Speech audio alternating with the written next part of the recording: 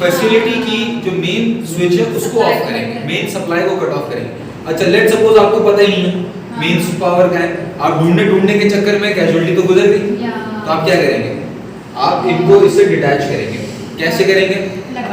हाथ से नहीं करेंगे, आप लकड़ी, रबड़ का चप्पल, लकड़ी या कोई प्लास्टिक का आइटम, इनका हाथ है ना, इस हाथ पे जोर से मारेंगे तो ताकि वो छूट जाए। In the meanwhile you have to make sure कि आप रबड़ के चप्पल पहने हैं, कोशिश हो रबड़ के ग्लव्स हो, ताकि रबड़ इज एन इंसुलेटर, कंडक्ट नहीं करता, आपकी बॉडी को इलेक्ट्रिक शॉक से बचाएगा। तो उसके बाद हमने बेसिकली वही सारा काम करना है। एबीसी है, उसके अंदर हम जो ब्रीदिंग को चेक करेंगे, कॉफिंग को चेक करेंगे, मूवमेंट्स को चेक करेंगे। फिर हम ये देखेंगे कि जो कैजुअलिटी है उसकी बॉडी कहीं बहुत ज़्यादा ठंडी तो नहीं पड़ी। अगर चिल्ड और ठंडी पड़ी तो उसकी एक अलग रेक्टिफिकेशन है कि आप उसको थोड़ा सा कंबल वंबल लगाएं, उसको थोड़ी सा ऐसा रबिंग करें कि थोड़ा सा हीट अप जनरेट हो उसमें। अच्छा इसमें फिर अगर कहीं कट्स और बर्न्स है तो उसमें बैंडेज अप्लाई करें। बर्न एरियाज का आपने सीख लिया इसको कैसे ट्रीट करना है। हार्ट अटैक की एक सबसे कॉमन चीज़ है, most of the times heart attack में पेन नहीं होता, पता ही नहीं चलता, अचानक से गिर जाते हैं, एकदम से कोलैप्स होते हैं, लेकिन फीलिंग आ रही होती है, सिम्टम्स आ रहे होते हैं, पेन नहीं होता। सर भारी होगा, अजीब अजीब बहकी बंदा बातें करेगा, हाथों में पसीना आएगा, चक्कर आएंगे, ऐसे और भी कुछ सिम्टम्स हैं, नेक्स्ट उसमें आएंगे तो हम उसको डिटेल में देखेंगे। अच्छा बेसिकली जब फ्लो ऑफ ब्लड रुक जाता है या हार्ट पंप करना रुकता है तो उसको हार्ट अटैक बोलते हैं। आपकी नर्व्स क्लॉग्ड है कोलेस्ट्रॉल से, तो आपके बॉडी के पार्ट्स तक खून नहीं पहुंच रहा, तो आपका दिल और जान मारेगा, पंप करेगा कि खून वहां तक पहुंचे, लेकिन खून नहीं पहुंच रहा तो डिमांड आएगी, वो और पंप करेगा, एक पॉइंट आएगा वो अरेस्ट या अरेस्ट में चले जाएगा, रुक जाएगा, बंद हो जाएगा, उसकी जान खत्म हो गई। इससे ज़्यादा उसकी कैपेसिटी नहीं थी पंप करने की, आपने उसको ओवर यूज कर दिया, ओवर बर्डन कर दिया। अच्छा ये जैसे इसमें लिखा है कि ब्लॉकेजेस यूजुअली फैट कोलेस्ट्रॉल की वजह से होती है, और प्लैक एक अलग चीज़ है। प्लैक बेसिकली वो है कि रप्चर या क्लॉट फॉर्म हो जाता है, वो क्लॉट्स हम जो एंजियोग्राफी वगैरह करवा रहे हो तो वही देखना कहीं क्लॉटिंग तो नहीं है, कहीं क्लॉगिंग तो नहीं है। क्लॉगिंग अलग है, क्लॉटिंग अलग है। तो क्लॉग वो होता है कि एक पाइप के अंदर से पानी से गुजर नहीं पा रहा तो पाइप इज क्लॉग। अगर उस पाइप के अंदर एक क्लॉट बना हुआ है, पानी का क्लॉट बना हुआ है, तो पानी समझे सेमी फ्लूइड से सेमी लिक्विड से सेमी लिक्विड या पार्शियली सॉलिड हो गया, दैट इज अ क्लॉट। हमारे खून के क्लॉट्स बनते हैं। अच्छा इसके साइन एंड सिम्टम्स क्या है कि टाइटनेस फील होगी, हल्की सी तकलीफ होगी, स्क्वीजिंग या एकिंग सेंसेशन होगी, बैक में हो सकती है, नेक में खिंचती भी जाएगी, डायरेक्ट नहीं आएगी, खिंचते हुए जाएगी, चेस्ट में होगी, इधर होगी, वॉमिट आती है, खाना हजम नहीं होता, सीने में जलन होती है, एब्डोमिनल पेन होता है। अच्छा इसमें फिर शॉर्टनेस ऑफ ब्रेथ, सांस फूलेगा बहुत ज़्यादा, 4 कदम चलिए सांस फूल गया, ये एक अलामत है हार्ट अटैक या वीक कार्डियो कंडीशन की, ये एक अलामत है कि आपने 4 कदम चले। अच्छा एक बंदा है जो सारा दिन सीढ़ी उतरता चढ़ता है, उसको कुछ भी नहीं होता, लेकिन एक उसने आज 4 कदम चले, सांस फूलने लगी, समझ उसको कार्डियोलॉजिकल प्रॉब्लम, तो इमीडिएटली विजिट अ कार्डियो। फिर कोल्ड स्वेट, ठंडा पसीना आएगा पाम्स पे, फिर हमारी फटीग, थकन, मतलब पूरी रात का रेस्ट किया हुआ है, 8 घंटे सोया है, खाना भी खाया, लेकिन थकन क्यों हो रही है, डाउन क्यों हो रहा है। फिर बेसिकली शेकीनेस, कांपना या फेंट हो जाना भी एक साइन है। अगर किसी को वैसे अगर किसी को पहले से ही आपको पता है सर, किसी के वालिद साहब वैसे ही बीपी की गोलियां ले रहे हैं या कार्डियो के पास फ्रीक्वेंट विजिट्स करते हैं, चेकअप पे जाते हैं, अगर वो फेंट हो रहे हैं तो आप उसको एज अ हार्ट अटैक भी ट्रीट करें, क्योंकि देयर इज अ चांस उनको हार्ट अटैक ही हो। लेकिन आम आदमी फेंट हो तो उसमें ऐसा नहीं है कि उसका दिल बंद हो गया, आप उसको फेंट या शॉक में ट्रीट करेंगे। अच्छा फर्स्ट एड क्या है, have the person sit down and rest. सबसे पहले तो इसको काम रखना है, ठीक है, उसका बेल्ट लूज करना है, अगर वो कोई बहुत टाइट पैंट पहनी है उसको लूज करना है, बॉडी कहीं से भी दबी नहीं होनी चाहिए, सब खुला हो, कपड़े इंसान के बिल्कुल लूज कपड़े हो, कहीं से भी टाइट ना हो, तो कपड़ों को लूज करें, कंफर्टेबल पोजीशन में लेके आए उसको, और अगर वो कोई मेडिसिन लेते हैं पहले से या उनको प्रिस्क्राइब्ड है वो उनको दें, क्योंकि जिनको कार्डियो के पास जो जाते हैं ना, एक तो उनकी रूटीन की दवाई होती है, एक छोटी सी दवा अलग से होती है कि हार्ट अटैक आ रहा है, दर्द आ रहा है, कुछ आ रहा है, ये आधी गोली जबान के नीचे रख लेना और फौरन इमरजेंसी पहुंचना। तो वो ऐसी कोई गोली रेकमेंडेड है तो वो गोली ले लें, अगर नहीं है तो हॉस्पिटल पहुंचे एज सून एज पॉसिबल। अच्छा इसके अंदर जैसे मैं पहले बता चुका हूँ, कोशिश करें कि बॉडी को क्लोज रखें, कंपोज रखें और ऐसे करके बिठा दें किसी भी कंफर्टेबल जगह। इवन गाड़ी में बिठाएं, हाथ क्लोज पैर क्लोज, ताकि सर्कुलेशन मिनिमम हो जाए, दिल पे स्ट्रेन कम से कम आए। फिर ये हीट स्ट्रोक है। हीट स्ट्रोक बेसिकली वो चीज होती है जब आपका पसीना नहीं छूटता। जब पसीना नहीं छूटेगा, पसीना बेसिकली आपकी जिस्म की जो गर्मी और हीट होती है उसको बाहर निकाल देता है, अंदर से कूल डाउन करता है। अगर पसीना नहीं छूट रहा तो आपको हीट स्ट्रोक हो रहा है। हीट स्ट्रोक की सूरत में immediately go to the doctor.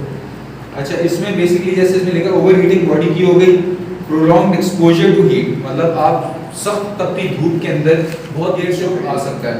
अच्छा, ये एक हीट इंजरी होती है और बॉडी का टेम्परेचर 40 या 40 प्लस चले जाता है। नॉर्मल टेम्परेचर आपने चेक किया होगा 37 होता है, लेकिन अगर 40 प्लस जा रहा है तो इसका मतलब कुछ गड़बड़ है, विदाउट द रेस्पिरेशन, पसीने के बगैर। अच्छा, इसके कुछ सिम्टम्स हैं कि 30 मिनट्स तक आप बेसिकली आप अनवेल फील करेंगे और पानी बहुत ज़्यादा पिएंगे। फिर आपको स्वेटिंग नहीं होगी लेकिन गर्मी बहुत ज़्यादा होगी। टेम्परेचर 40 प्लस हो जाएगा, आपको लगेगा भाई 100, 101, 102 बुखार हो रहा है, लेकिन वो बुखार नहीं होगा, हीट का स्ट्रोक होगा। फिर आपकी ब्रीदिंग बहुत तेज़ हो जाएगी या आपका सांस फूलने लगेगा, आप कंफ्यूज्ड फील करेंगे, आप सबकॉन्शियस होने लग जाएंगे, आहिस्ते आहिस्ते बेहोशी की तरफ जाएंगे, आपका रिस्पॉन्स लेवल बहुत ज़्यादा कम हो जाएगा। इसका फर्स्ट एड क्या है? बेसिकली सबसे पहले तो एम्बुलेंस बुलाएं, go to the doctor immediately, उसको बिठा दें, उसको ठंडा रखें, उसको से अच्छी अच्छी बातें करें कि वो जो स्ट्रोक आ रहा है, जो नेगेटिव उस पर आ रहा है, वो चीज़ मिनिमम हो जाए। उसके बाद फिर उसको इमीडिएटली बेसिकली हीट से दूर करें, या उस पर जो एक्सेसिव क्लोथिंग है कोशिश करें उसके कपड़े मिनिमाइज करें, उतार दें ज़्यादा से ज़्यादा। क्यों? क्योंकि ठंडी हवा लगेगी, थोड़ा सा छांव में बिठा दें, पंखे के नीचे बिठाएं, टाइट क्लोथिंग लूज करें उसकी।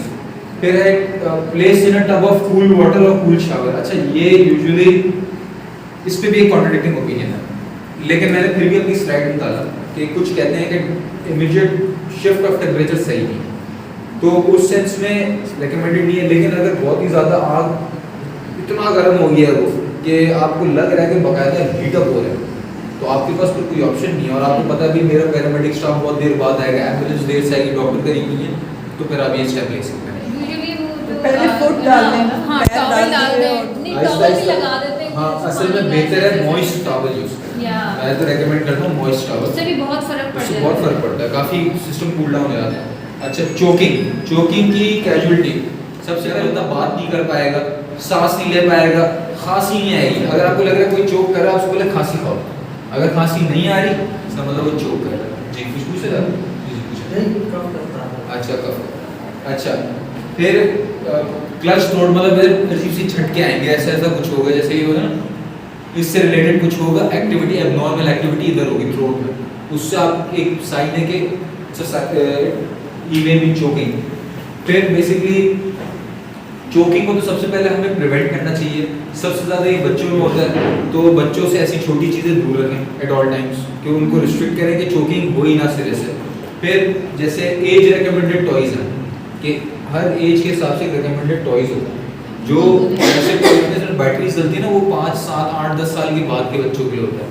जो छोटे बच्चों के लिए टॉयज़ होते हैं वो बेसिकली विदाउट एनी अटैचमेंट्स होते हैं, छोटी, तो वन होल आइटम होता है जो कि स्वॉलो नहीं किया जा सकता, तो उसको इस तरीके से प्रिवेंट किया जाए। फिर छोटे बच्चे और बड़े बच्चे दोनों के टॉयज़ अलग अलग हैं। एक ही जगह टॉयज़ होंगे, मैं छोटा सा बच्चों में जाके थोड़ी देखूंगा मेरा ये मेरा नहीं है, मुझे पसंद आया मैंने उठा लिया, उसमें छोटी अटैचमेंट थी और मुझे अच्छी लगी, मैंने यूँ किया कर गई हो गले और मैं चोक कर गया। बच्चे जो ना नाक में भी चीजें डाल लेते हैं। हाँ, और चल, हर टाइप की चीज नाक- उन्हें बहुत अट्रैक्ट करती है छोटे बच्चों को। फिजिक्स की अगर आप फिनोमेना देखेंगे ना, तो नाक ऐसे है नेचुरली, खड़े हुए या बैठे हुए उसमें, तो ग्रेविटी उसको नीचे लेके आएगी बाहर की तरफ, गले के अंदर ग्रेविटी उसको अंदर लेके जाएगी, गल्प कर जाएगा। तो नाक के अंदर तो उसको पूरी जान से ऊपर घुसाना पड़ेगा, तब जाके लेते हैं बच्चे, ये बच्चे तो सारे फिर कांटा आप में डाल उसको देते हैं। चोकिंग वाली चीजों से दूर रखें एज मच एज पॉसिबल। अच्छा, roles and responsibility of first aider. सबसे पहला एयरवे, दूसरा डिफिब्रिलेशन की मशीन आती है, क्योंकि वो मशीन अवेलेबल नहीं है इसलिए मैंने उसको डिस्कस नहीं किया, और मेरे पास टाइम भी नहीं है, प्लस ये मशीन थोड़ी एक्सपेंसिव है, कैजुअली घर पे या सड़क पे रोड साइड अवेलेबल नहीं होती, तो आपको अंडरस्टैंडिंग हो तो वेरी गुड, नहीं है तो इतना ज़्यादा मैटर नहीं करता।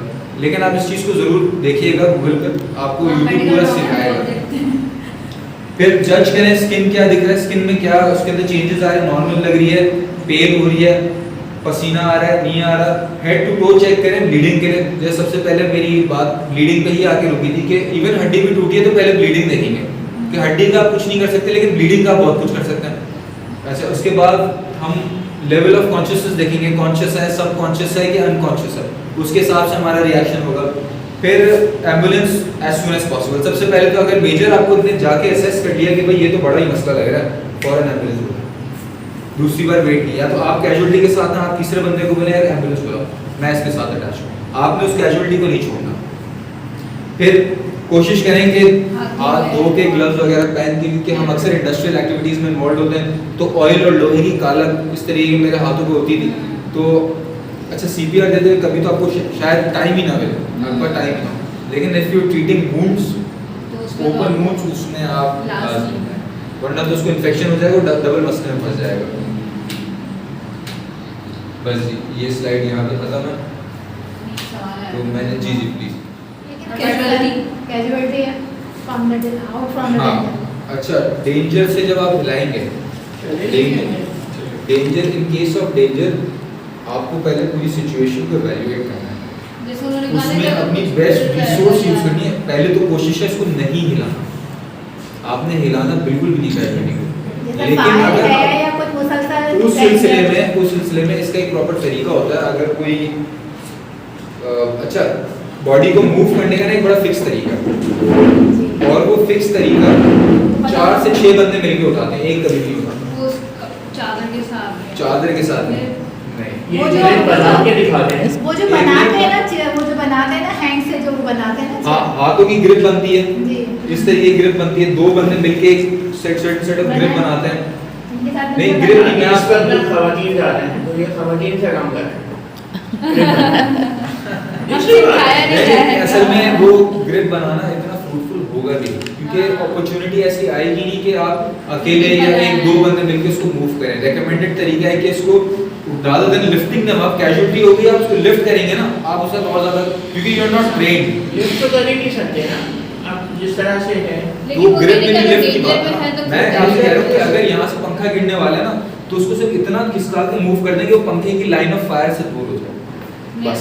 और अगर फायर इसको यहाँ मुसलसल जल रही है तो then वो तो फिर तो बहुत एज मच एज पॉसिबल उसको ड्रैग करके हाँ। बाहर निकालें, जितना फायर से दूर रख सकेंगे। अच्छा ठीक है, फिर मैं ओपन स्पेस में आ गई, अब तो पैरामेडिक स्टाफ आ गया, ओपन स्पेस में आ गई, मैं जितना कर सकती थी कर लिया। Now protect yourself from the fire.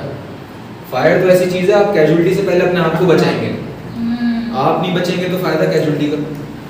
अच्छा, मेरा तो सबसे सवाल पहले ये था कि जैसे पंच होता है, किसी को बहुत ब्लीडिंग होती है, किसी को थोड़ी सी ये होती है, ये क्या मसला है? किसी को बहे चले जाते हैं, बहे चले जाते इसमें हैं। ब्लड फ्लो का भी फिनोमेना है। सेकेंडली आपको पंक्चर कहाँ पे होगा ये दिस मैटर्स होगा। लेट सपोज आपको पंक्चर हुआ, आपका बहुत खून निकला, इनको हुआ, इनका ज्यादा नहीं निकला। क्यों? क्योंकि आपकी आर्टरी पंक्चर हुई, उनका मसल में घुसा, ये एक डिफरेंस। लेकिन आर्टरी भी हो तो आप उसको बस apply pressure to the wound. हमारे जिसमें जो प्लेटलेट्स होते हैं वो ये काम करते हैं, उसको जरूरी उनको जरूरी मदद मिले। अगर प्लेटलेट्स का लेवल आपका कम होगा तो तभी बहुत ज्यादा खून निकलेगा। यस, बिल्कुल ऐसे ही। तभी कहते हैं डेंगू जब होता है प्लेटलेट्स एकदम जब गिरते हैं तो खून निकलने लग जाता है, इधर से नाक से स्टार्ट ब्लीडिंग। अच्छा, इसमें मैं एक चीज रह गई मुझसे, चोकिंग में। चोकिंग में आपने चोकिंग हो जाए तो कैसे करना है आपने? पीछे कमर के पीछे